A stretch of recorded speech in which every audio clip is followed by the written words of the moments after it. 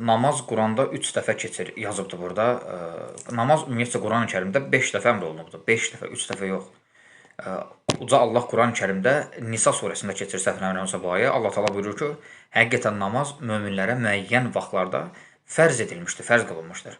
Yəni bu ayədə görürük ki, namaz möminlərə müəyyən vaxtlarda, yəni hər namazın öz vaxtı var.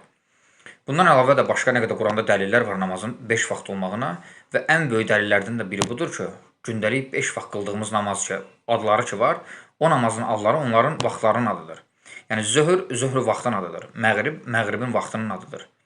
Əsr vaxtının adıdır. Fəcr vaxtının adıdır. İşa namazı, işa onun vaxtının adıdır. Yəni bu ən böyük dəlildir ki, namaz 5 vaxtdır, yəni.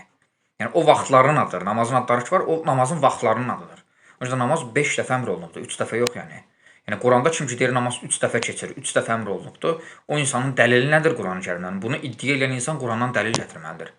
Amma az öncə dediyim ayə də dəlildir ki, Allah Taala buyurur ki, həqiqətən namaz möminlərə müəyyən vaxtlarda fərz edilmişdir, fərz qılınmışdır. Yəni Nisa surəsində keçən ayə. O yüzden namaz 5 vaxt əmr olunub Quranda, yəni 3 vaxt yox.